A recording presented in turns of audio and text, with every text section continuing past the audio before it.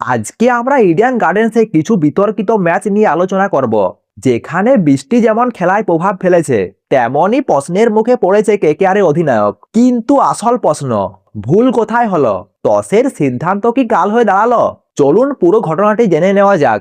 Match হচ্ছিল, আগেই আবহাওয়া দপ্তর সতর্ক করেছিল বৃষ্টি হতে পারে। এমনকি ম্যাচের আগের কয়েকদিন ধরেও কলকাতায় বিক্ষিপ্ত হয়ে বৃষ্টি হয়েছিল।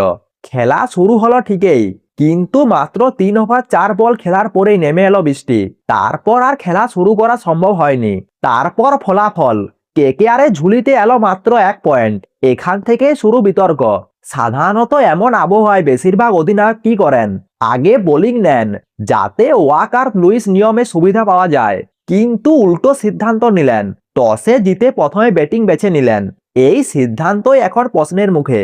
টসের সময় রাহানে অবশ্য বলেছিলেন, শুকনো পিচ, তাই রান তুলে চাপ তৈরি করতে চাই।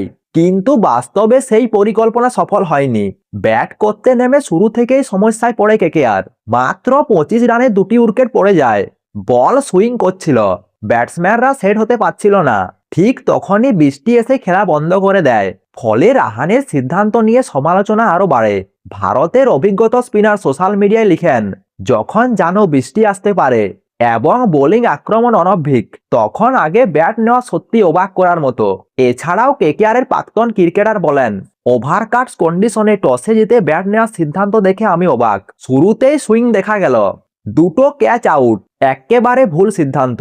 সোশ্যাল মিডিয়ায় ওঠে ঝড়, কিন্তু প্রতিক্রিয়া, এমন আবহাওয়ায় আগে ব্যাট, আত্মঘাতী সিদ্ধান্ত। মনে হচ্ছে কেকেআর আবহাওয়ার পূর্বাভাস দেখেনি। অনেকে সরাসরি অধিনায়কের কৌশল নিয়ে প্রশ্ন তুলেন। তাহলে প্রশ্ন, রাহানের সিদ্ধান্তে কি ভুল ছিল?